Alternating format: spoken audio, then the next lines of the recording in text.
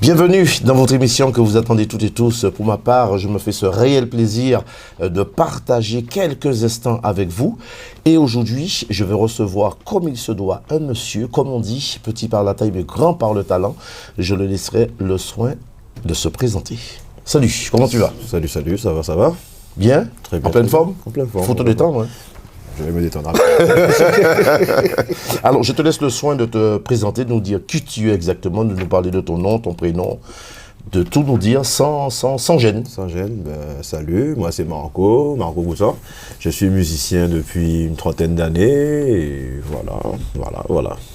Eh bien, en tout cas, je te remercie d'honorer cette invitation au studio 97. Ça m'a fait vraiment plaisir parce que je tenais vraiment à ce que tu sois là pour voir tout ce beau monde qui sont installés confortablement sur le fauteuil pour regarder cette belle émission. Alors, nous allons quand même parler de musique puisque c'est pour ça que tu es là quand même. Oui, alors, peux-tu nous parler, Marco? On sait que tu as quand même beaucoup de qualités. Tu es avant tout bassiste. Tu es aussi batteur. Oui. Et on va mettre un petit plus, la cerise sur le gâteau, tu chantes aussi. J'essaie de chanter, mais je suis pas chanteur, mais j'essaie. On t'a vu, on va en parler. Alors, est-ce que tu peux nous parler, Marco, de tes débuts? Parce que c'est vrai qu'assez souvent, je pose la question aux musiciens. Il y en a beaucoup qui nous disent, on entend le plus souvent les mêmes réponses. Oui, j'avais 5 ans, j'ai commencé à chanter. Hein. Alors, est-ce que tu peux nous parler de tes débuts? Mes débuts, moi j'ai commencé la musique à l'âge de 6 ans. Grâce à mon père, parce que mon père est musicien aussi. J'ai des parents musiciens, ma mère est chanteuse et mon père est bassiste. Donc il m'a posé la question fétiche, qu'est-ce que tu veux faire comme instrument? J'ai dit la batterie. Donc il m'a acheté une batterie, j'ai appris à jouer à la maison avec lui. Et puis après, au fur et à mesure, il m'a emmené dans des concerts pour essayer de voir comment ça se passe dans le milieu. Et après, j'ai pris la basse à l'âge de 11 ans. Et j'ai fait carrière en tant que bassiste de 11 ans jusqu'à aujourd'hui. D'accord. Alors nous savons que tu es également un très bon bassiste qui a joué avec les plus grands, on peut le dire aussi. Est-ce que tu peux nous citer quelques personnes que tu as eu l'occasion de partager des scènes avec eux? Princess Lover, Jean-Luc Alger, La Mafia pendant 14 ans. Quand même? Oui, 14 ans avec La Mafia. Il y a eu plein d'autres, il y a eu pas mal d'artistes entiers. Je ne vais pas tous les citer, mais il y en a beaucoup. Alors, un musicien de nos jours, est-ce qu'il faut obligatoirement passer par la case départ, qui veut dire passer par une école pour apprendre le solfège? Pas spécialement. Si tu es passionné de l'instrument, tu peux apprendre vite. Maintenant, après, ça va toujours t'aider de passer une école pour apprendre à lire, apprendre à compter, apprendre à lire une partition, tout ce qui s'ensuit. Mais après, tu peux apprendre aussi par les tutos aujourd'hui de YouTube. Tu peux apprendre facilement aussi. Après, ça va plus vite si tu vas dans une école, je pense, oui. D'accord. Alors, ma question est la suivante. Bien sûr, est-ce que, Marco, tu es passé par une école pour apprendre la musique? Pas du tout, je suis autodidacte. Ah bon? J'ai appris tout seul, avec papa, avec les tutos, avec tout ce qui s'ensuit. D'accord. Voilà. Et tu apprends, tu lis quand même une partition? Oui, je déchiffre une partition, mais je ne suis pas un grand lecteur, mais oui, ça va, oui. D'accord. Alors, qu'est-ce qui fait, selon toi, qu'est-ce qui fait aujourd'hui un bon musicien? Pour être un bon musicien, est-ce qu'on peut être bon musicien et puis apprendre, comme on dit, dans la rue, ou c'est celui qui a été à l'école? La plupart des musiciens qu'on a aujourd'hui aux Antilles, c'est des musiciens qui sont sortis de la rue, quoi. Donc, tu peux apprendre aussi avec des gens extérieurs ou des musiciens qui ont déjà l'expérience peuvent t'apprendre. Oui. Mais après, tu peux aller à l'école, comme tu as dit, ou tu peux apprendre les choses plus facilement à l'école. Mais après, si tu as une oreille et que tu as la capacité de faire les choses facilement, fais-le. Tu peux le faire. Hein. Alors, je vais me permettre de passer un peu, je dirais, de frôler ton petit jardin secret, si tu le veux bien. Marco, des enfants? Oui, j'ai un garçon. Est-ce que ton garçon, il est aussi passionné de musique? Je ne sais pas quel âge il a. Il a 18 ans. Oui. Et c'est un batteur aussi. Il joue de la batterie, oui. Ah d'accord. Oui. D'accord. On le verra bientôt sous scène alors. J'espère aussi, pourquoi pas. C'est la fierté de papa, on peut dire? Toujours. Et de grand-papa. D'accord. Mais Marco, issu d'une famille de combien d'enfants? J'ai 3 sœurs et un frère. Ils sont tous musiciennes ou il y a que... Non, il n'y a que ma grande sœur et ma petite sœur qui sont musiciens. Ma grande sœur, elle chante et ma petite sœur aussi, elle chante, mais à l'église, elle chante. D'accord. Et que pensent les parents, même si papa il est musicien, un petit coucou à Gilbert Boutan, maman aussi qui chante, que pensent les parents de ton parcours du début jusqu'à ce jour? Au début, ils n'étaient pas trop d'accord. Hein. Au début, ils n'étaient pas trop... Ils ne voulaient pas que je fasse de la musique. Enfin, pas faire de la musique professionnellement parlant. Surtout mon père qui connaissait déjà le milieu depuis un moment. Donc il me disait, ouais, non, il y a des trucs que tu ne pourras pas faire, il y a des choses qui sont difficiles, des choses qui vont, voilà, quoi. Et ma mère, elle voulait absolument pas que je fasse de la musique. Ah oui? Absolument pas. D'accord. Ma mère, elle voulait plutôt que je me mette dans un chauffage là, dans un bureau, tranquille. Même footballeur, elle voulait que je sois footballeur, mais pas musicien. Et après, j'étais obligé de leur montrer que la musique, c'était un beau travail aussi, quoi. Oui. Donc, Et pourquoi on peut savoir? Pourquoi quoi? Pourquoi ta mère ne voulait pas que tu fasses de la musique? Parce qu'elle connaissait déjà le parcours du papa, qui est très vacabond. Donc elle s'est dit que lui-même va passer derrière là. Vaca, mais bon. Vaca est très bon aussi. Très bon. Oui. Mais dans la situation, elle connaissait déjà la carrière et le parcours de mon père, donc elle ne voulait pas que je refasse la même chose demain matin. D'accord. Alors, quelques générations avant, les grands-parents disaient qu'un musicien, c'est vacabond, c'est pas une bonne chose. Les musiciens n'avaient pas une très bonne, je dirais, renommée. Est-ce qu'aujourd'hui, on peut dire qu'un musicien, c'est quand même un métier reconnu? Oui, aujourd'hui, oui. C'est difficile aujourd'hui, mais c'est reconnu comme un travail, oui. Parce qu'avant, bon... Les gens pouvaient faire de la musique, mais ils faisaient des choses à côté qui n'étaient pas bons. Donc c'est pour ça que les grands-parents ne voulaient, même ma grand-mère non plus, elle était comme ça aussi. La mère de mon père, elle n'était pas du tout la musique, c'était, voilà, elle l'église le dimanche et puis ça nous prévoit après, quoi. D'accord. Mais après, tu peux aujourd'hui dire que oui, aujourd'hui, un musicien, c'est un travail, oui. D'accord. Alors, lorsque tu dis que les parents ne voulaient pas trop que les enfants fassent de la musique, parce qu'il y a des petites choses à côté, est-ce que tu peux nous parler, ça ne te dérange pas, de ce genre de choses qui n'étaient pas... les vacabonnageries, les gens qui buvaient de l'alcool, les gens qui étaient dans la drogue, les gens qui étaient qu'à courir femme. Donc, depuis au TKD où tu es musicien, ou c'est en coureur de jupon, voilà, c'était là. On avait une facette sur nous au début, tu vois, et puis qu'on a pu changer aujourd'hui, que montrer que, non, musicien, c'est... Que tous les musiciens, c'est propre, c'est carré. C'est carré, quoi. Ils sont mariés, ils ont leurs enfants, ils sont chez eux, tranquillement. On peut dire que toi, tu donnes l'exemple. Un petit peu. D'accord. Alors, une chose, Marco, qu'est-ce qu'un intermittent de spectacle? Un intermittent de spectacle, c'est un musicien professionnel qui, par rapport à ses prestations, a des fiches de paye, a des cachets, et qui peut se faire pendant 1 an, je crois. Maintenant, ça a changé, je crois que c'est 10 mois, je crois. 10 mois, il faut avoir 47 fiches de paye pour passer en tant qu'intermittent ascétique et puis toucher de l'argent tous les mois, quoi. Donc, est-ce qu'on peut dire que toi, aujourd'hui, tu vis de la musique et que tu es intermittent de spectacle? Pas encore, pas encore. Je devais le faire, j'avais commencé à le faire depuis avant le Covid et le Covid nous a stoppé, donc j'ai pas eu le temps de commencer ça. Au début, je faisais pas mal de concerts et de scènes, concerts et studios avec des fiches de paie, mais je me suis pas focalisé là-dessus, en fait. D'accord. Alors aujourd'hui, est-ce qu'on peut dire que les artistes et musiciens antillais peuvent vivre aujourd'hui vraiment de la musique? Oui et non. Oui et non. Parce que, bon, tu connais déjà le cas qui s'est passé. On avait une bonne... je parle des années 90, il y avait des maisons de production, il y avait des maisons de disques, il y avait des concerts, il y avait de l'argent, on avait tout ce qui se passait. Et au fur et à mesure que les années ont commencé à aller, ça a commencé à devenir un peu plus difficile aujourd'hui. Et pour dire un musicien gagne bien sa vie aujourd'hui, je ne pense pas. Je ne pense pas. Parce qu'il y a plein de paramètres qui font aujourd'hui que tu ne gagnes plus d'argent comme avant, quoi. D'accord. Donc, selon tes dires, est-ce qu'on peut dire que le business est vraiment, vraiment dur de nos jours? Un petit peu, oui. Beaucoup même, parce que, bon, il y a plus de... Avant, tu vendais des albums, tu pouvais faire une vente d'albums, et puis tu avais au moins 500 ou 200 000 albums vendus, tu pouvais avoir un chèque de la SACEM tranquille. Aujourd'hui, c'est streaming à parler, c'est téléchargement, c'est YouTube, donc... Qu'est-ce que tu vas gagner? D'accord. Alors, tu nous parles bien sûr de téléchargement, mais qu'est-ce qui fait qu'aujourd'hui que tout a changé? Est-ce que tu peux nous expliquer? Musicalement parlant, bien sûr. Musicalement parlant, comme je disais avant ça, c'est qu'avant, il y avait des ventes d'albums. Avant, tu sortais un album, tu pouvais en vendre 100 000, 200 000, tu avais un petit argent qui tombait, quoi. Maintenant, c'est rare que tu vends 1000 albums aujourd'hui. Maintenant, avec 1000 albums, tu n'as rien. Mais rien du tout. Tu peux pas dire que tu vas vivre de ta musique en vendant des albums. C'est plutôt en faisant des playbacks ou des concerts live où ta musique passe souvent à la radio que tu peux en faire de l'argent. À part de ça, Il n'y a plus rien. D'accord. Alors, Marco Boutan, bien sûr, que je reçois pour vous aujourd'hui, pour ceux qui prennent l'émission en cours, et ça me fait vraiment plaisir de partager cette belle émission avec vous, au studio, bien sûr, 97. Marco Boutan, un artiste, un musicien qui travaille comme tous les musiciens que tu côtoies, que tu travailles avec eux. Vous avez une très bonne renommée, en tout cas toi qui est aujourd'hui, on peut dire, un musicien confirmé et connu. Comment ça se passe avec tous les musiciens? Est-ce qu'il y a une bonne solidarité entre vous? Est-ce que vous vous entraidez? Ça arrive. Moi, ça m'arrive souvent. Moi, je suis pas un gars qui...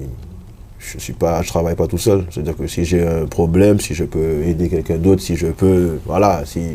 Je sais pas, je vais dire un exemple. Si j'ai un concert, 2 concerts dans une journée et que je ne peux pas faire un, ben, je vais pas me plier une jambe pour aller faire le concert. Je vais essayer d'appeler quelqu'un d'autre, surtout une personne qui ne travaille pas souvent.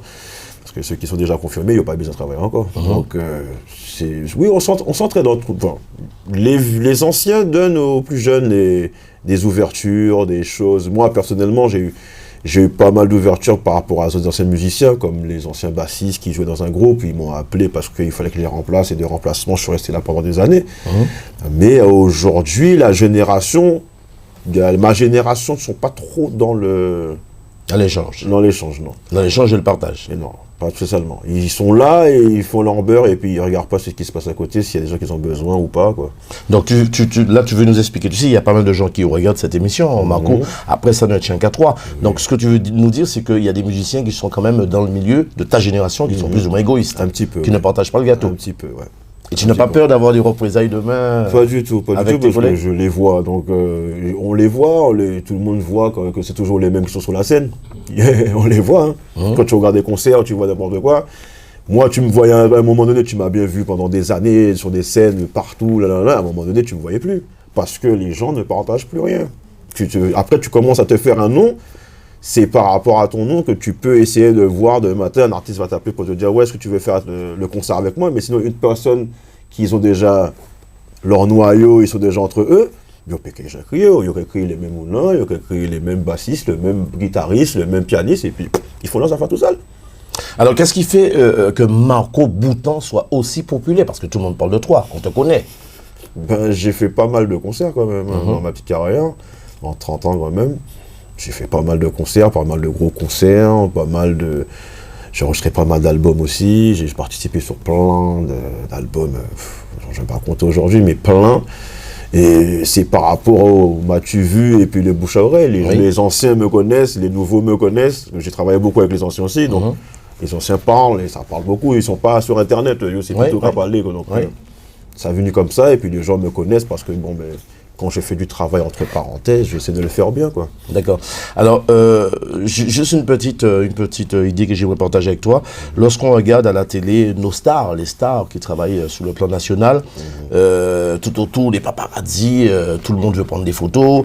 On sait, Marco, je ne vais pas jouer l'avocat du diable, que tu es quelqu'un de quand même très médiatisé, tu es quelqu'un de très connu, tu es quelqu'un de très populaire. Est-ce que ça arrive lorsque tu te rends dans un spectacle, Marco, que tu repars et, je dirais, rempli de fans, de numéros de téléphone, des choses comme ça? Puisque tu es très sollicité quand même. Plus jeune, oui. Je ne vais pas dire aujourd'hui. Aujourd'hui, tu grandis, tu vieillis, tu vois les choses autrement. Et puis, il ne faut pas oublier qu'il n'y a pas ni star comme nous. Ça n'a pas qu'à exister, star aux Antilles. Star qu'à exister pour les Blancs seulement. Nous, c'est des vedettes, des mondes connus, mais pas ni star. Donc, après, c'est rare aujourd'hui, c'est rare, parce que tu connais. Tu l'as vécu, on était jeunes, tu l'as vécu, tu sais comment ça se passe après, avant, aujourd'hui, tu fais ton travail. Moi, je fais mon travail aujourd'hui, puis basta, quoi, c'est mon travail. Donc, on peut prendre pièce numéro de téléphone. Ça m'intéresse plus. Donc, tu es là pour faire le travail, une fois que tu as fini le travail. Je fais mon travail. Même si on crie, ça allait, on va aller. Ça allait encore. Alors, Marco, j'ai aussi vu que tu as fait un passage, sauf erreur de ma part, avec les Zouk Machines aussi. Oui, j'ai fait. Est-ce que tu peux nous parler de cette belle aventure? Wow, ça c'était en 2013, ouais, 2013. Ouais, j'avais accompagné pour un concert qui se faisait à Sarcelles en plus. Et il y avait la chanteuse Zouk Machine qui était là avec son manager et ils m'ont vu dans la répétition, ils m'ont dit que ça m'intéressait de rentrer dans Zouk Machine. J'ai dit pourquoi pas, ça fera un plus dans mon CV. J'ai joué avec eux pendant 3 ans et demi, j'ai fait pas mal de concerts, pas mal de voyages avec eux.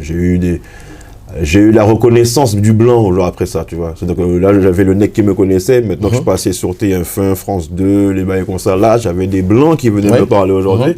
Donc c'était une autre vie, c'était une autre aventure qui s'est très bien passée aussi quand même.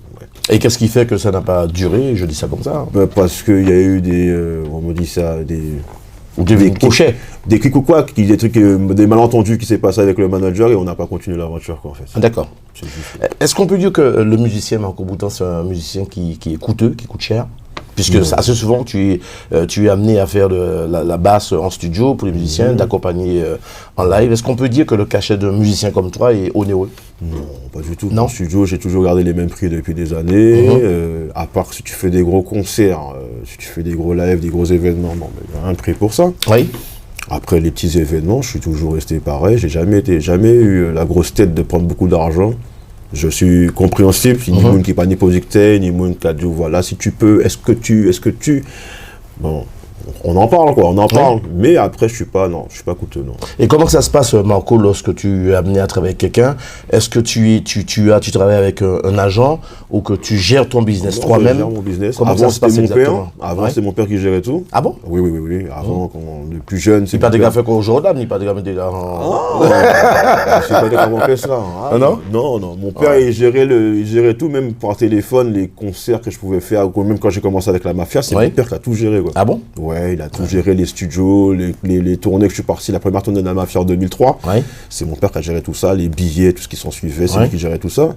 Après, à un moment donné, il m'a dit, frère, tu es grand, maintenant, je gère tes affaires.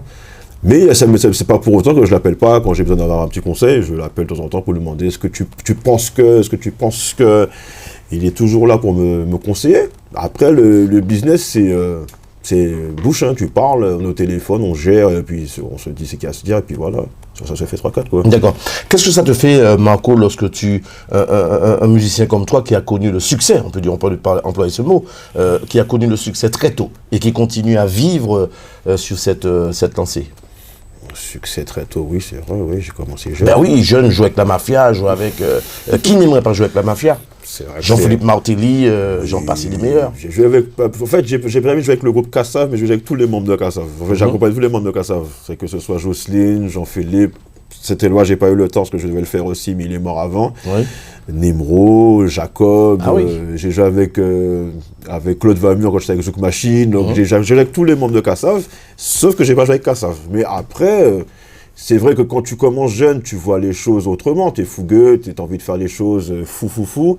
Après tu grandis, tu te dis bon, faut faire les choses bien, tu travailles pas avec n'importe qui, tu fais pas du n'importe quoi. Après, c'est pas...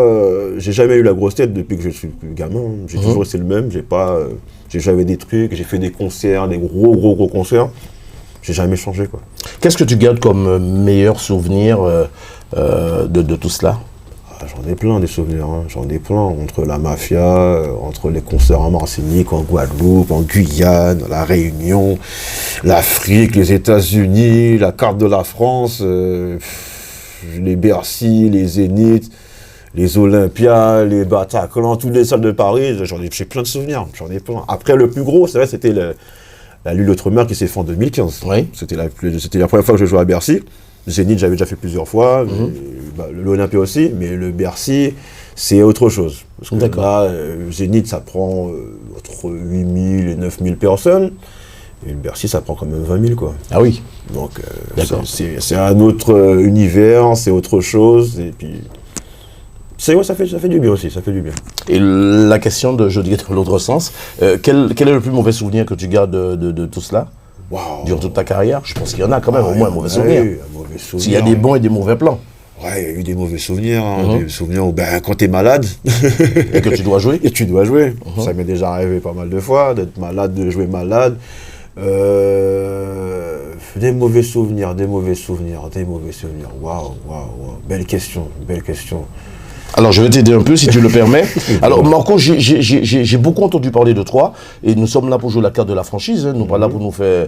moi, je suis là pour faire un travail, toi, tu es là pour répondre, malheureusement, aux questions. Donc, j'ai entendu dire qu'à un moment donné, tu as toujours été très sollicité, mais à un moment donné, mon passage, peut-être où t'es pété, là, où tu as cherché, où tu as dans l'auto, soit où tu es pété, soit où tu es machin. On parle franchement, Marco, nous pas à cacher. C'était la jeunesse, oui. J'ai eu des jeunesses où... Donc là, on peut parler vraiment du succès, et comment se fait-il? Est-ce que tu peux nous parler de cette petite parenthèse, de cette aventure qui, chaque fois, tu as cherché, là, on comprend nous là, on va dormir en l'auto, ou quoi, les puis on met nos montagnes pour John, je sais pas moi, parle-nous un peu de cette anecdote. Il y a eu des années de fatigue, tu t'enchaînes les choses, j'étais vraiment fatigué, donc je pouvais me retrouver dans une voiture en train de dormir et le concert en train de commencer.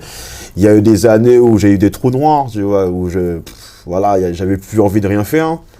Tu enchaînes les choses, à un moment donné, ton cerveau il est saturé, donc à un moment donné, j'étais pas sérieux aussi quand j'étais jeune aussi. Il y a eu des moments, des périodes pas sérieuses où on t'appelle, on dit viens faire ci, tu dis oui, et puis on te voit pas. Il y a des périodes où on te dit ouais, est-ce que tu peux être disponible? Oui, mais pourquoi crier des jours après non, finalement je suis pas là. Ça a fait des bouches à oreille. Il y a beaucoup de gens qui ont commencé à entendre ça. Oui. Et ça a commencé à donner une mauvaise réputation dans ma vie aussi après. Et après, j'ai changé tout ça. C'est qu'aujourd'hui, si je fais quelque chose, je le fais franchement. Parce que là, c'est un travail, c'est pas un... Avant, plus jeune, je prenais ça comme un loisir, un truc, voilà. Mon père, il met tellement rentré dedans aussi pour ça. Parce que, parce qu'il me disait, frère, sous quoi faire, fais bien. Pas faire mes hontes, mais les rallumer. Donc, à un moment donné, j'étais obligé de m'asseoir et me dire, Marco, arrête tes conneries, arrêtez l'alcool, il faut arrêter les trucs, il faut arrêter les bêtises à côté, il faut arrêter les bêtises. C'est qui ça? Les bêtises, c'est qu'on devra tout le monde fumer zèbre, on devra fumer zèbre, on devra boire alcool, on devra faire soirée nuit blanche, boire champagne, c'était les trucs, les folies d'un musicien, quoi. À un moment donné, tu grandis, tu te dis, il faut arrêter ça, il faut dormir, il faut prendre des vitamines, il faut bien manger, et puis après... tu commences à grandir et tu vois les choses autrement, quoi. Alors, je te remercie d'être aussi franc, mais qu'est-ce qui fait ça? C'est l'influence des autres. On veut se mettre à la page, et puis nous a dit, bon, nous, camarades, moi, les montrer moins à la hauteur, il filme aussi bio, c'est ça. J'ai commencé jeune, depuis collège, voilà, et puis après, c'était quand tu jouais avec les potes sur scène, même avec la mafia, ou avec Jean-Michel, Jean-Louis, mes potos, nous raffumaient, après, nous mollions ça, nous dit, les gars, nous, quoi, on dit, c'est pas gêne ou gêne, quoi. Et quand on est tête là, par encore, donc on dit quoi, à un moment donné, c'est bon, quoi. Faut arrêter les conneries. Aujourd'hui, on peut dire que tu es un jeune homme, on peut dire jeune homme vraiment rangé, puisque je vois lorsque tu es avec certains musiciens en préparation pour monter sur scène, tu ne bois pas une goutte d'alcool, ça c'est sûr et certain. Du tout plus, ça fait déjà 15 ans que je bois plus.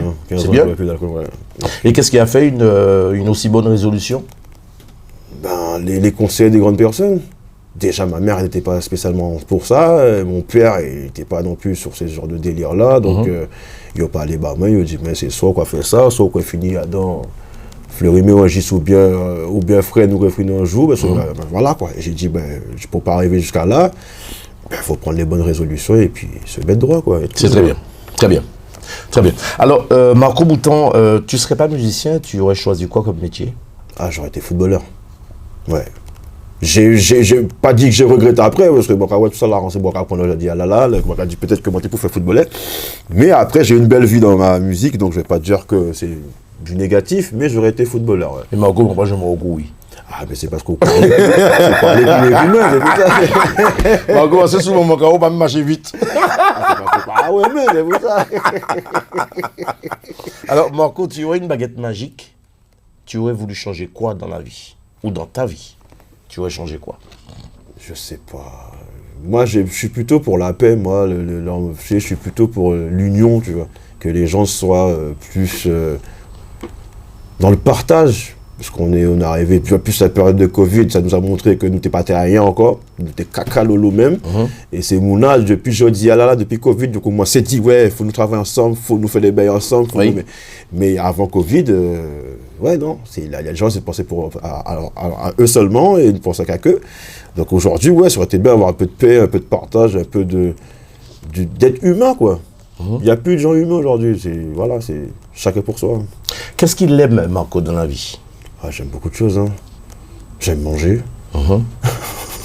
J'aime délirer. J'aime le partage musical, j'aime la famille, je suis très famille. J'aime mon fils, j'aime mon chien, j'aime tout. Je suis pas un gars qui est trop négatif dans la vie, quoi. C'est tout, Bamandia? Non, Bamandia. D'accord. Et qu'est-ce qu'il aime pas, Marco? L'hypocrisie. J'ai horreur de ça. Je suis pas un gars hypocrite, je suis un gars vrai. Moi, je peux pas arriver devant les gens et puis mal parler la personne derrière. Non, c'est pas mon truc. Si on est en bas pour dire, mais Vindi, mais pas parler des demain, c'est en bas, ils m'ont dit, oh, l'hypocrisie. Alors, il est vrai que tu as une réputation. Dans ta réputation, on entend souvent dire que tu es un gars qui est catégorique et franc l'oignon pour dire quoi dire. Ah, c'est vrai. Je passe pas c'est par rapport à mon père, ça. Parce que mon père, il était pareil. Je pouvais faire une séance de studio, là, pas beau, il du bourreau, qui sont fait là, ça va ni sens. Et je pense que c'est de lui que j'ai pris ça, parce que je suis pas un gars qui, si là, bon, il dit oui, bon. Si pas bon, on peut dire pas bon, mais on est tête on comprend quoi. Ouais, il y a un bail qui pas bon. Mais après, je suis pas à me cacher, à dire si je dois dire les choses, je vais les dire franchement. Et il faut être franc dans la vie, c'est comme ça que tu fais des bons amis aussi, parce que quand tu caches les choses, même si vous sont camarades, mais ou vous avez fait le bail ensemble, si mon radio là pas bon frère, il est pas bon, et vous me soyez bien. C'est un exemple parce que moi pas comme Adou. Non, pas comme Adou, c'est comme Adou, pas bon. C'est comme un Gilbert. Chaque bail en place. Chaque bail en place. Après si il y a un bail qui pas bon, mon radio lui, voilà, c'est sûr. D'accord. Alors Marco, qu'est-ce que tu penses de j'aimerais bien que tu nous parles de notre zouk, puisque lorsqu'on parle de zouk, on parle bien des Antilles, on entend les Antilles, et aujourd'hui, une chose qu'on entend souvent, en Afrique, les Africains disent que le zouk a pris naissance chez eux. Lorsqu'on part du côté du Cap-Vert, les Cap-Verdiens ils disent que le zouk c'est à eux. Donc, qu'est-ce que tu peux nous dire de tout cela? Pour parler de l'Afrique, c'est l'Afrique qui nous a fait connaître, hein. On va dire, faut pas se mentir. Quand on savent pas, le premier tournée qu'ils ont fait, c'est en Afrique qu'ils ont passé. Burkina Faso, le Côte d'Ivoire et puis le Cameroun. C'est eux qui mettaient Zouk là qui aujourd'hui. Après, on va pas dire que l'Antillais n'était pas là. L'Antillais, il faut qu'il soit là aussi. Que ce soit la Guadeloupe, que ce soit la Martinique, que ce soit la Guyane, ils étaient là. Mais les premières personnes qui ont vraiment nous ont fait connaître le zouk aujourd'hui, c'est l'Afrique. Après, les quatre Verdiens qui disent que leur zouk c'est à eux là, il faut qu'ils arrêtent avec ça aussi, quoi. Parce que c'est des bails copiés qu'on n'a pas fait. On a venu pomper, on est nous là, et puis quand c'est à eux. Après, tu écoutes bien la musique Verdien, ça ressemble beaucoup à la musique antillaise. Comme le compas Guyane, ça ressemble beaucoup aussi à la musique antillaise. D'accord. Donc après, chacun a ses codes. Oui, tout à fait. Oui. Ils ont leur truc, on a notre truc, là, ici a son truc. Mais le cadre Verdien, c'est Kaino et Vini, point. D'accord. C'est sûr. D'accord. Alors, c'est vrai que nous avons parlé aussi de tout ce qui est déclaration des musiciens, terminateurs de spectacle et tout. Mais as-tu déjà pensé en tant que bon musicien, parce que c'est vrai que lorsque tu es musicien, tu multiplies les prestations, as-tu déjà pensé à ta retraite? Ah, ça, j'y pense tous les jours. C'est pour ça que je veux essayer de travailler au maximum, là, trouver quelque chose pour essayer de faire des fiches de paye comme tout le monde et puis avoir ma retraite demain. Après, je pense pas avoir de retraite parce que moi, je suis un passionné de musique, donc je pense que je vais jusqu'à la mort. Donc, retraite, c'est quand mon corps ne voudra plus, quand je pense qu'à un moment donné, ton corps il te dit non, tu feras plus rien. Mais jusqu'à l'heure d'aujourd'hui, je pense à la retraite, mais je pense finir ma vie, mourir, même s'il le faut sur scène, quoi. Quand même, carrément. Ah oui, c'est sûr. Je suis un passionné depuis le gamin, donc c'est pas semblant que je fais, c'est vraiment, je suis vraiment ancré dedans depuis des années. J'ai fait pas mal de choses pour faire des choses musicalement parlant, pour essayer d'évoluer avec la musique antillaise. C'est la musique antillaise qui m'a fait me connaître, même si j'ai fait des trucs à côté. Mais c'est l'antillais qui m'a fait me connaître aujourd'hui, donc je ne pourrais pas me dire que je vais arrêter du jour au lendemain, me poser chez moi là, et puis me dire, bon, ça y est, j'ai pris ma retraite, je vais arrêter la musique. Non, c'est pas mon objectif. D'accord. Alors, Marco, tout à l'heure, je te dis que on sait que tu es un musicien très sollicité, très aimé.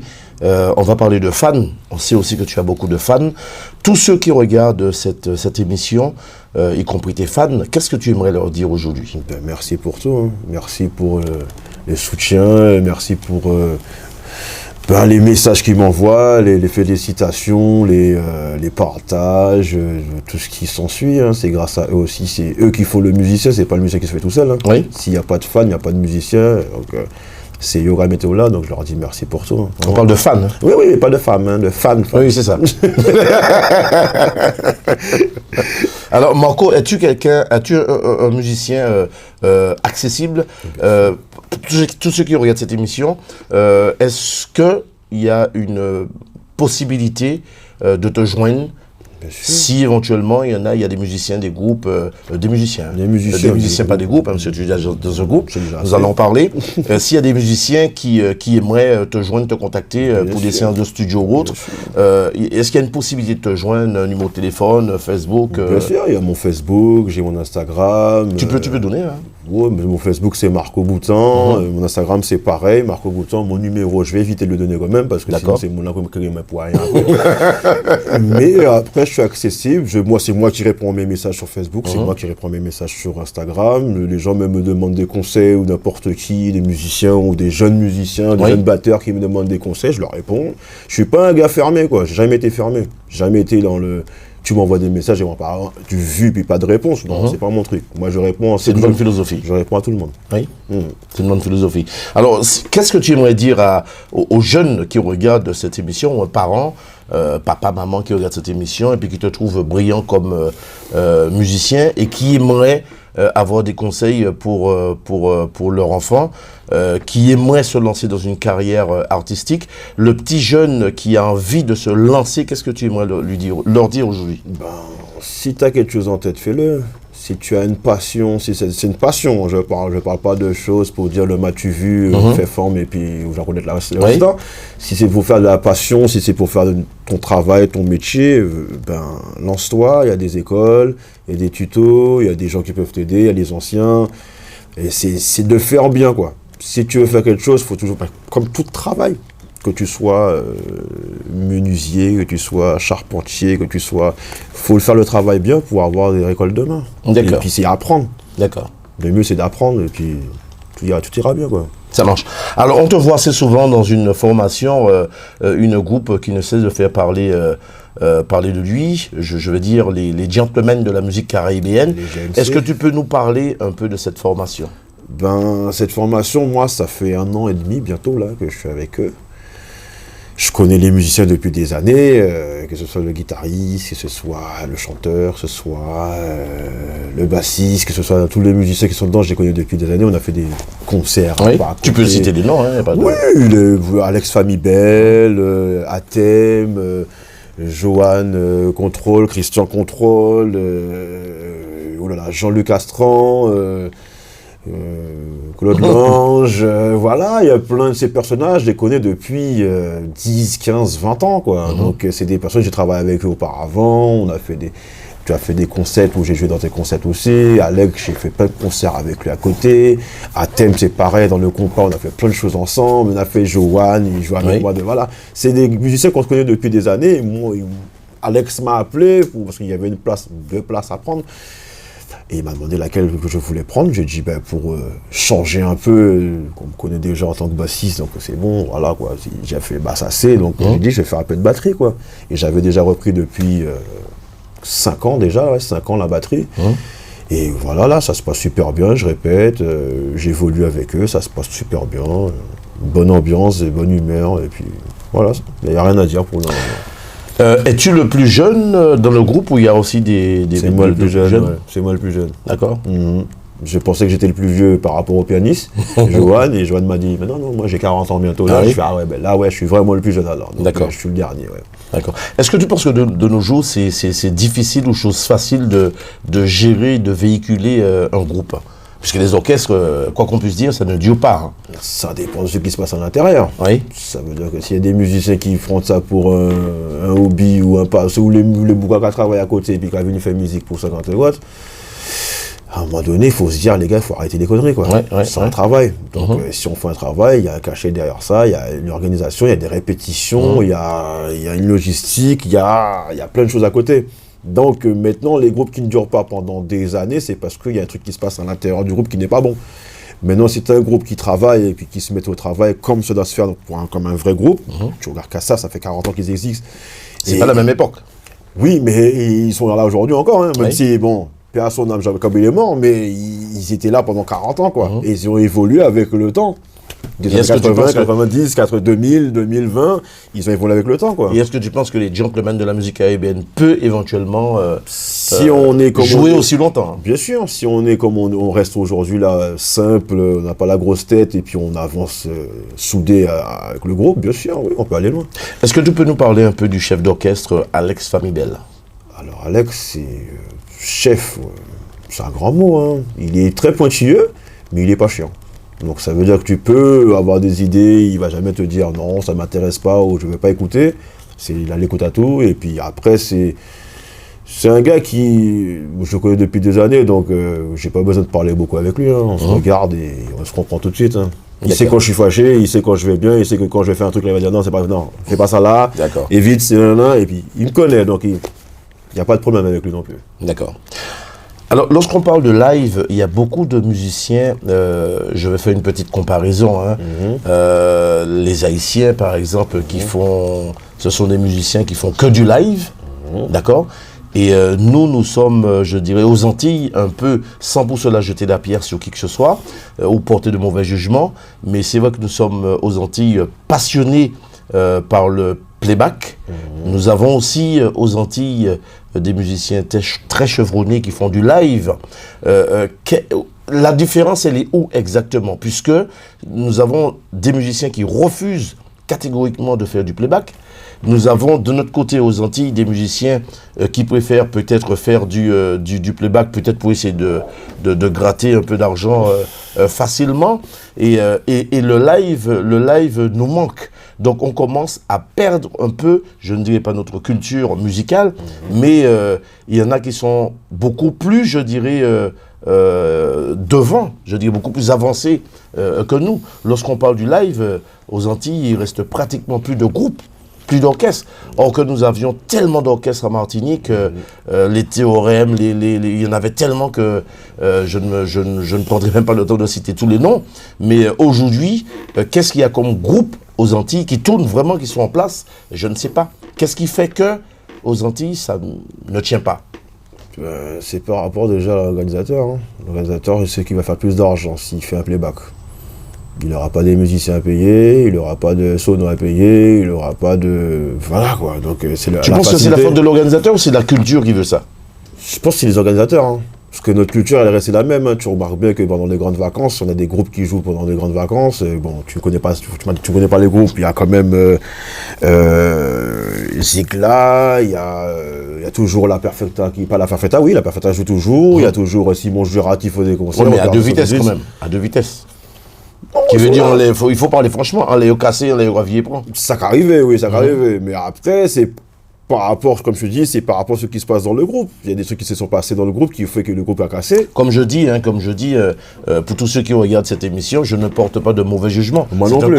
C'est un constat. On dit ce qu'on voit. On voit exactement. On dit ce qu'on voit. Donc, il y a Malavoie, par exemple, qui est toujours là. Il était cassé à un moment aussi, il était fini bizarre, il répond. Ah bon? Bah, Rafta m'a foutu l'icône. Depuis, moi, foutu l'icône dans le groupe là, c'est pas le même groupe encore. Hein. Oui. Même s'ils ont remplacé par Pipo Gertrude. Pipo Gertrude, c'est un très grand chanteur que je kiffe. Mais c'est pas Raftama.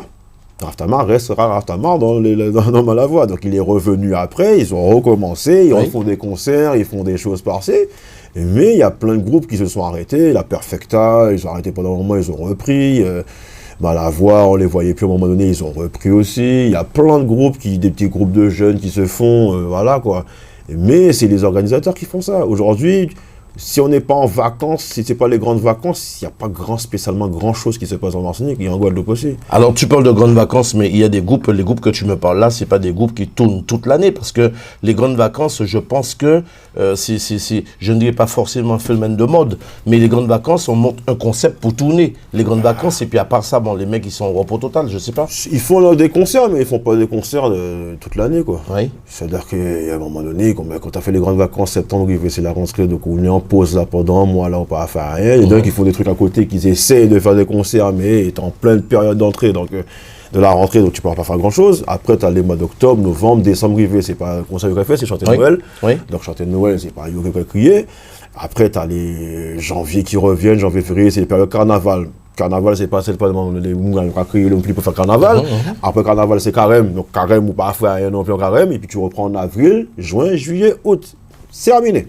C'est les périodes que tu travailles le plus. Après, tu travailles tout le temps. Tu peux travailler tout le temps en Martinique, tu travailles dans les restaurants. Tous les dimanches. Tous les dimanches, le vendredi, le samedi, tu peux travailler dans des petits restaurants comme ça. Mais les gros événements se font plus entre mai et août, quoi. Oui, d'accord. Jusqu'à la rentrée. Jusqu'à la rentrée, quoi. Ouais. D'accord. De temps en temps, on dit un concert comme ça là, qui paraît là, un samedi comme ça, pour dire bon voilà, il va faire un concert par là, mais sinon, c'est pas comme en France.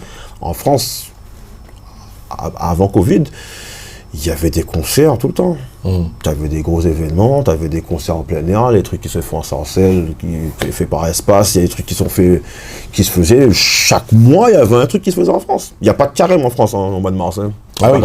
Oui, c'est sûr. Donc on travaille tout le temps, nous. D'accord. Mais toi, tu joues toute l'année, tous les week-ends, tous les dimanches. Ça m'arrive, oui, de jouer plus facilement pendant 4-5 mois, les week-ends, tous les week-ends d'affilée, oui, ça m'arrive. Oui. Et à quelle heure tu ailles la messe? Ah, la messe, c'est rare, hein. J'y vais de temps en temps. Je ne dis pas que je ne vais pas à la messe, mais j'y vais de temps en temps, mais c'est rare. Parce que le dimanche, il y a des concerts aussi. Il y a des... Bah, les boulots, là, seulement.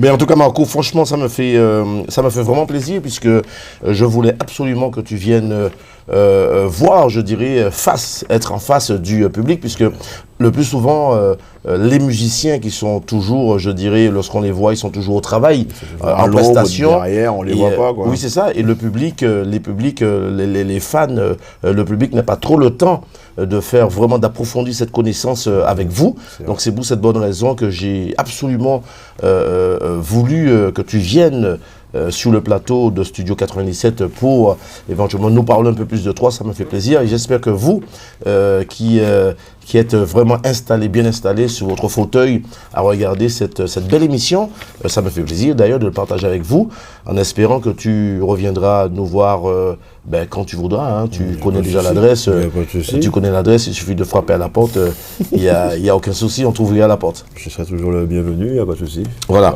Alors Marco, où est-ce qu'on pourrait éventuellement te voir en tournée? Ben là, je travaille très souvent là, depuis 2 ans, même 3 ans même. Je travaille au Créole Avenue depuis 2 ans là. Oui. C'est chez moi même presque. Je vois qu'on est en partenariat aussi avec Espace. Donc oui, je travaille au Créole Avenue assez souvent le week-end. Ou ailleurs. Ou des listes, les concerts en plein air, tout ce qui s'ensuit. Je prépare le concert au mois de novembre de la Nuit d'Outre-mer. Je serai bassiste là-bas, donc je prépare ça là. Des concerts avec GMC, j'en ai pas mal aussi avec des GMC, qui se soit maintenant et à la rentrée. Oui. J'ai à la rentrée, c'est l'année prochaine. Oui. Et je continue, j'essaie de faire le maximum possible, de faire plein de choses et en même temps pas trop me faufiler dans tous les sens. Oui. Donc j'essaie de rester avec mon groupe un peu GMC. De temps en temps, on me voit faire de la basse pour des musiciens ou accompagner des chanteurs, des artistes qui sortent de Martinique ou de Guadeloupe. J'ai fait des concerts avec Alice Catherine aussi, Richard Bierman, Réal Limite. J'ai fait plein de choses. Donc de temps en temps, tu me vois ailleurs, mais je suis très souvent au même endroit et puis avec le même groupe. C'est bien. Alors en tout cas, vous qui regardez cette belle émission, si vous avez besoin de beaucoup plus amples renseignements concernant les prestations de notre artiste Marco Boutan, très bon musicien, bassiste, batteur, chanteur aussi. Il suffit tout simplement de lui envoyer un message via les réseaux sociaux et ne vous inquiétez pas, vous aurez les réponses obligatoirement, il n'y a pas de souci. Il communique et il répond aux messages, il n'y a aucun souci. En tout cas, nous vous remercions toutes et tous de nous suivre, de nous consacrer ce bon moment pour partager cette belle émission avec nous. En tout cas, comme je vous l'ai dit, je me répète, ça me fait vraiment plaisir puisque je voulais absolument que tu sois là, Marco. Et puis tu reviens, comme je te l'ai dit, je me répète, quand tu veux. Il n'y a pas de problème. Alors, Marco, qu'est-ce que tu aimerais dire nous allons aussi nous rapprocher du mot de la fin. Qu'est-ce que tu aimerais dire, très sincèrement, à tous ceux qui nous regardent? Déjà, merci de regarder l'émission, déjà. Ça fait plaisir. Et puis, il y a d'autres musiciens, il y a d'autres chanteurs, il y a plein de choses qui se font ici. Donc, regardez ce qui se passe, quoi. c'est pas que moi, il n'y a pas que moi, il y a plein de choses. Donc, donner la force aux musiciens, donner la force aux chanteurs, donner la force les animateurs radio, les gars qui nous fait qu'on est là aujourd'hui. Donc, donner leur force et puis pas lâcher, quoi. Nous là toujours, quoi. Pas de problème. Et un petit message pour les parents? Ma mère et mon père. Ah oui. Merci de m'avoir mis sur terre, déjà. Et puis, merci à mon père, parce qu'il m'a donné cette chance de faire de la musique aujourd'hui, me faire être musicien aujourd'hui, qui m'a donné cette chance de partager la scène avec lui. Et puis ma mère, merci pour tout, hein, pour les conseils et pour l'éducation, d'être poli avec tout le monde et d'avoir le respect pour le plus grand comme le plus petit, quoi. Quelle est ta plus grande fierté aujourd'hui, Marco? Juste avant de terminer cette belle émission, 2 petites questions. Quelle est ta plus grande fierté aujourd'hui? Ma plus grande fierté, d'avoir accompli beaucoup de choses, même si c'est pas fini, mais de mettre ma musique antillaise que je parle, de la mettre un peu dans les zones partout, quoi. La faire écouter à aux Américains, ça fait écouter aux Chinois, faire écouter à n'importe qui, c'est ça ma fierté, quoi. Ma musique aille plus loin, quoi. D'accord. Est-ce que Marco, c'est un musicien qui croit en Dieu? Énormément. Énormément.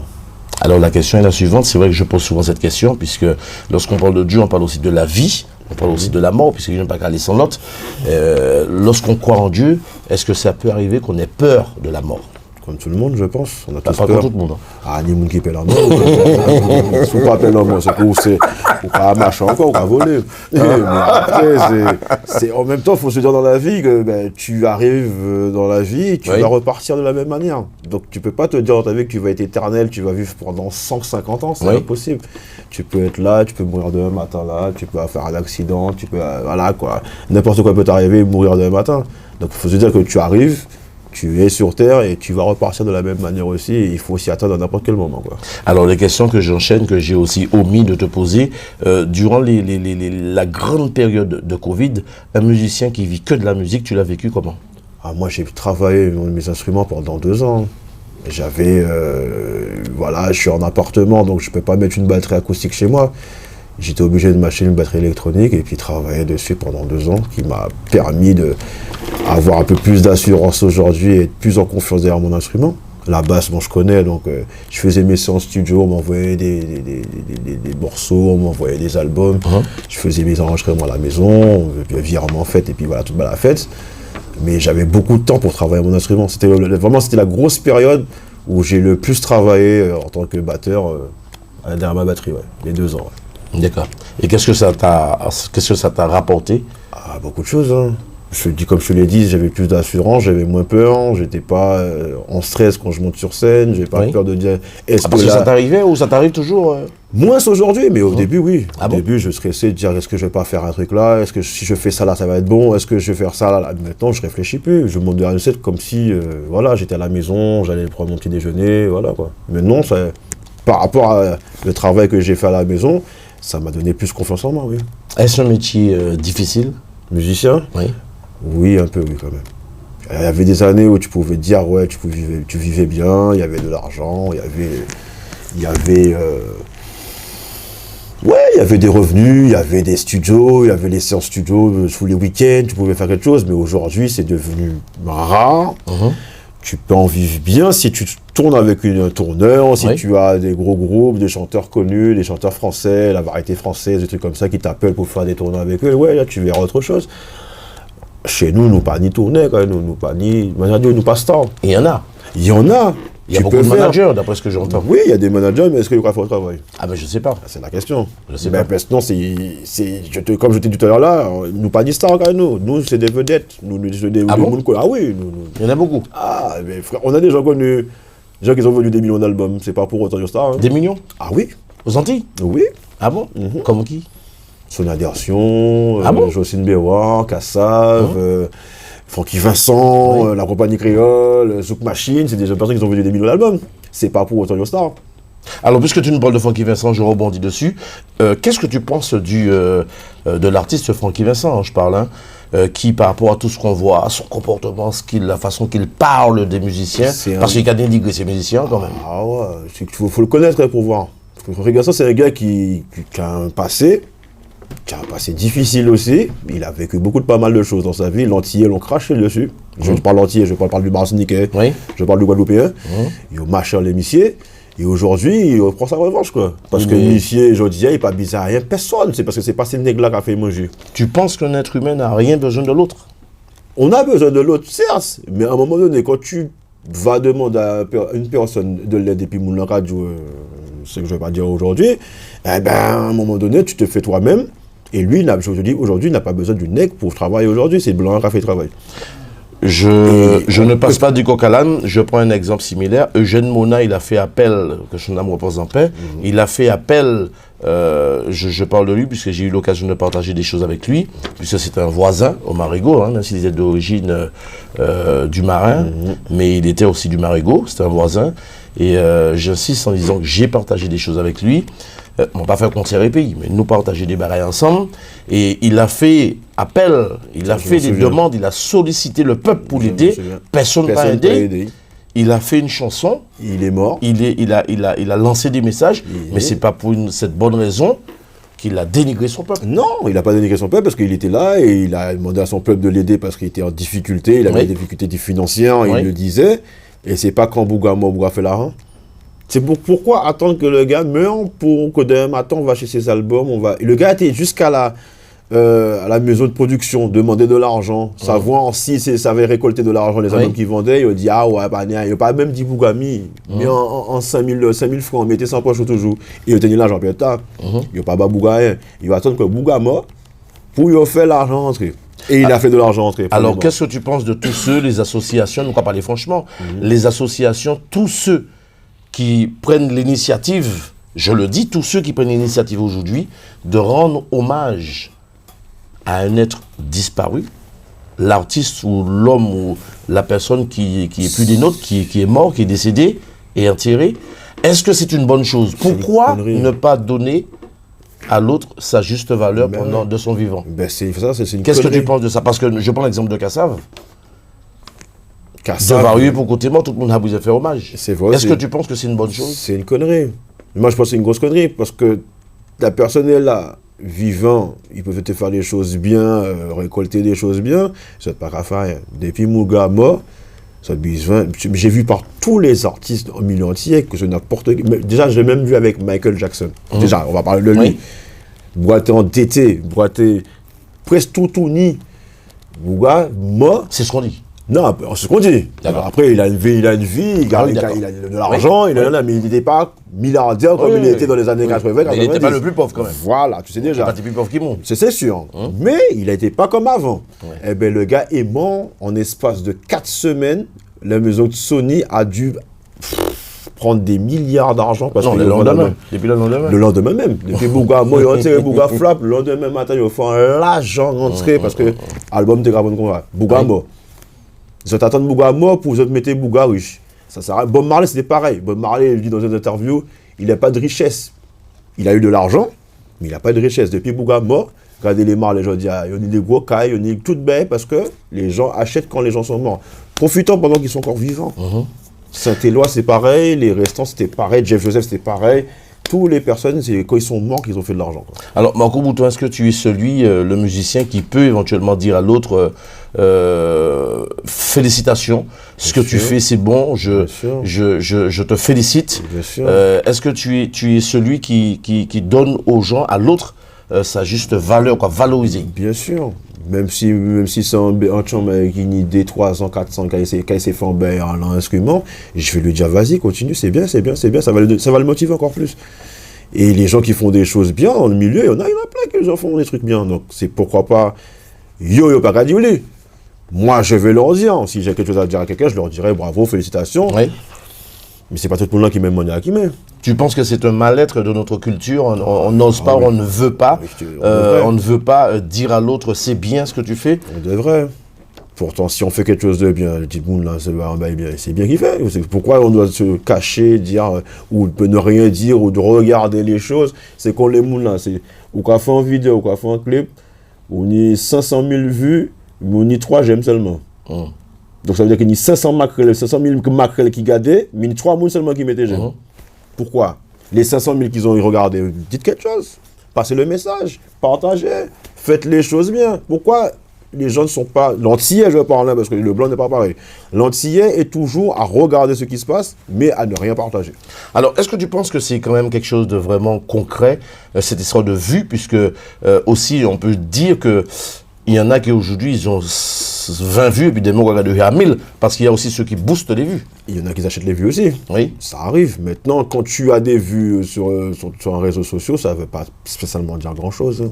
Parce que, comme je t'ai dit, tu as 20 000 vues, mais tu as 50 j'aime seulement. Donc, tu as 50 personnes qui ont aimé, mais les 20 000, ils ont juste regardé, et puis ils ont dit, voilà, ouais, ils ont regardé, quoi. Maintenant, les vues ne veulent rien dire. Après, quand tu passes des 200 000, des 1 million de vues, voilà, c'est pas notre cas encore, à part il y en a qui fait en fois, et puis bon, ils ont fait en fois seulement, on n'a pas indiqué monde. Il fait 1 million de vues, et puis pourquoi c'est un concurrent ou... Non, pas du tout, c'est juste que j'ai pas envie de les mettre en valeur. Ah d'accord. Ça m'intéresse pas de mettre les gens en valeur. Donc t'es contradictoire, puisqu'au final, quoi, non, quand les gens, quand la personne en face de toi te donne le... Ouais. En fait, quand c'est quelqu'un qui ne donne pas le love. Exactement. Il y aura pensé qu'il y a eux. Donc, quand ils pensent à eux, je ne fais pas de pub pour eux. Je n'ai pas fait pub bas, mais je n'ai pas fait pub bas eux non plus. Mais après, si tu veux, on fait un truc d'un matin, on a un groupe GMC, tu veux me voir, ah, Marco, franchement, ce que tu fais, c'est au top, là, je vais commencer à dire, ouais, ce qu'ils font, c'est pas mal aussi, parce que je sais ce qui se passe. Je vois comme tout le monde. Je suis comme tout le monde, je vois tout ce qui se passe. Oui. Tant que tu ne me renvoies pas la balle, je ferai pareil que toi. C'est facile. D'accord. Donc maintenant, il y a des gens qui font des 1 million de vues, ils ont pensé que ils ont dégravé les hauts, et c'est pas pour autant qu'ils sont là, qu'ils vont faire bail, quoi. Alors aujourd'hui, on côtoie le musicien qui travaille aussi au sein du groupe les Gentlemen de la musique caribéenne. Quels sont les groupes aujourd'hui là? Quel groupe on peut dire aujourd'hui qui peut assurer une bonne prestation ou qui tourne vraiment aujourd'hui? Aujourd'hui, un organisateur te dit j'ai besoin d'un groupe, d'un orchestre pour assurer une prestation. Quel groupe, qu'est-ce que tu peux lui proposer? Parce qu'il y a beaucoup de groupes. Hein. Enfin, il y a beaucoup. Il y a beaucoup de formations, mais est-ce que les formations sont bonnes? C'est la question. Mais c'est la question que je te pose. Je sais pas, moi je suis pas contradictoire par rapport à ce qui se passe, mais il n'y a pas beaucoup de groupes qui font le travail. Il y en a. Moi, la plupart des gens que je vois, c'est plutôt les Haïtiens qu'ils appellent. Hein. Ici. Donc ça veut dire entier, passage musique. Les groupes entiers à passage musique. Passage musique, mais il n'y a pas qu'à mettre Koyo dans ce travail pour dire que c'est un travail qu'il a. Les plupart des musiciens que tu vois connus dans notre milieu entier, Guadeloupe, Martinique, il y a l'autre côté. Ou il y a ici, il y a travailler avec d'autres mondes. Il n'y a pas travailler avec nous. Ah bon, pourquoi? Mais l'autre côté, c'est-à-dire international, c'est tous les musiciens que moi je connais, les grands musiciens que je connais, les grands bassistes, les grands batteurs, il y a tout qu'à travailler extérieurement. Il y a une raison, ça? C'est quand il y a Barafa, mais tous mes potes bassistes que je connais, que ce soit Stéphane Castri, que ce soit Mike Clinton, que ce soit Moukta, il y a qu'à travailler extérieurement dans le milieu. De temps en temps, on fait Tizouk, de temps en temps, on fait Bayo là, mais ils sont toujours avec les grands à côté. Mikey, là, il est en tournée avec Christophe Maé. Pourquoi? Il n'a pas joué, puis Tennis va, il n'a pas fait des organisations pour nous faire des concerts à long terme. C'est en live, nous avons fait en pied, terminé. Après, il va prendre l'argent, dès 4 mois après, il va arriver à faire un autre concert. Il n'y a pas d'organisation comme la variété française ou comme l'international. Mais comment? Est-ce que les musiciens ne peuvent pas se prendre aussi en main? On peut le faire, mais est-ce qu'on a l'argent pour ça? Ah, on va penser. Il n'y a qui n'y l'argent, mais c'est pas autant qu'ils sont riches aussi. Hein. Ah bon? Ah non. Il y en a beaucoup qui ont fait beaucoup de choses, mais extérieurement, je te dis toujours parlant. Tu n'as jamais vu. Regarde bien quand on fait des concerts, nous entiers, que ce soit n'importe quel groupe, on n'a pas de réelle limite. Il y aura venu faire un coup, oui. Et après c'est fini. Il y aura parti Guadeloupe, il y aura pas d'autres musiciens Guadeloupe pour faire concert. Il y aura parti Martinique, il y aura pas d'autres musiciens Martinique pour faire concert. Mais c'est Moulin qui était ici, à faire concert là, puis vous pouvez prendre ces musiciens et puis faire tourner, puis parti en Afrique, on a Chine, on n'a pas de côté. On fait toujours un coup. On fait un concert, un gros concert. Après ça, il n'y a pas de tournée derrière. À part le Grand Méchant Zouk. C'est le seul groupe que je voyais. Des pays au fait en mai. Il y aura fait retourner en Martinique avec les mêmes musiciens. Il y aura fait retourner en Guyane, il y aura fait les mêmes musiciens. Il y aura retourner en Guadeloupe. Il y aura parti de tous côtés dans la France avec les mêmes groupes, les mêmes bandes qui sont en train de. Ils ont commencé quoi. Et depuis les années. Le Grand Méchant Zouk, ça existe depuis 88. Hein, Grand Méchant Zouk. Oui, mais le Grand Méchant Zouk, c'est pas un concept fixe. C'est un concept fixe, c'était Kassav qui l'a fait, mais oui. C'était un concept où ils lançaient des musiciens ou des chanteurs oui. Qui étaient à la page à la période-là. C'est-à-dire qu'on voyait les Tony Chasseur, on voyait tous les gars qui étaient à la page dans cette période-là. Oui. Et ils étaient qu'à faire musique, et ils étaient qu'à partir en tournée. C'est pas, ils ont fait un coup là, ils ont fait un coup de zénith là, et puis ils ont fini, et puis là, il y aura dit, bon, c'est bon, il n'y a plus rien. Alors, comme tu dis que c'était des musiciens qui étaient à la page, qui veut dire que tous ces musiciens étaient à Rodia, au garage, au placard. Il n'y a pas au garage, il n'y a pas au placard, c'est juste qu'il y a la jeunesse qui arrive derrière, quoi. Il ne faut pas se voiler la face, hein. Ils nous ont montré le chemin, ils ont fait pas mal de choses. Est-ce qu'aujourd'hui, tu les vois sortir des albums aujourd'hui? Ça veut dire qu'ils montent les autres chimères, les autres rivés, les autres dégagés. Même pas dégagés, c'est eux-mêmes qui étaient là-bas, ils n'ont pas fait rien. On demande que ça, que les Pascal Valo, tous les personnes qui nous ont fait grandir, refassent un album aujourd'hui, même si c'était un album des années qui ressemble à des musiques des années 90, mais ils font en bail, je veux dire, ils n'ont pas qu'à faire rien. Alors, est-ce qu'on peut parler de saturation? Est-ce que c'est pas parce que ça, on l'entend aussi, que le zouk, il est saturé. Est-ce que c'est pas ça? Est-ce que c'est pas, que ces artistes-là sont arrivés à un moment, ils ont plus d'inspiration? Je ne sais pas. Ça peut être l'inspiration, ça peut être le dégoût, ça peut être pas mal de choses. Maintenant, tu remarques bien que quand les artistes, ils ont qu'à faire un album qui fait en 90, ils ont qu'à tourner ça jusqu'à aujourd'hui, quoi. Parce que Niolo qui a dit aussi que les gens côté pour dicter à Parapéo et il n'a pas envie de faire ça encore, il préfère arrêter ça. Est-ce que toi, tu as déjà connu ce genre de problème, te donner un spectacle, aller jouer, et puis au moment pour avoir ton cachet, il n'y a plus personne? Ça arrivait, oui, ça arrivait. Ah bon? Ah oui, ça m'est déjà arrivé. Je vais dans un endroit et puis boire pas de piquet là, oui, ça arrivait. C'était où? Oh, c'était, oh là là, en Martinique, en France, ça m'est déjà arrivé en France aussi. Mais après, c'est très rare. C'est très rare, parce que bon, maintenant, il y a des lois, il y a tout ce qui se passe, il y a des caméras, voilà, il y a tout ce qui se passe, on voit tout. Hein. Mais ça m'est déjà arrivé, ouais, d'arriver dans un concert, jouer là, et puis organisateur disparaître. D'accord. Est-ce que Marco Bouton, en tant que musicien, travaille sous contrat, avec un contrat ou c'est que ça arrive. Les gros événements, oui. C'est les trucs, voilà, quoi. Les trucs familiaux, comme ça, les trucs pour les gens, tu vois, là, il n'y a pas de contrat, on fait là, et puis on fait nos affaires. Mais dès qu'on parle de gros concerts, des gros événements, oui. Il y a des contrats, il y a quelque chose qui sont derrière, quoi. D'accord, très bien. En tout cas, Marco, je te remercie beaucoup. Ça a été vraiment passionnant de partager cette belle émission avec toi. Je vous remercie toutes et tous de nous avoir consacré votre temps pour profiter de cette belle émission. On vous retrouve et on vous donne rendez-vous surtout très rapidement, peut-être avec ou sans, ou avec un autre artiste, hein, ou Marco. Marco, quel serait ton mot de la fin? Ben, merci à tous. Merci de regarder l'émission et à très vite, j'espère. Je te remercie beaucoup en tout cas d'être venu et je te dis longue vie à ta carrière artistique. Merci. Et à très bientôt. À très vite. Nous vous remercions de nous avoir prêté attention, de nous avoir consacré ce beau moment et on vous dit à très vite au studio 97. À bientôt.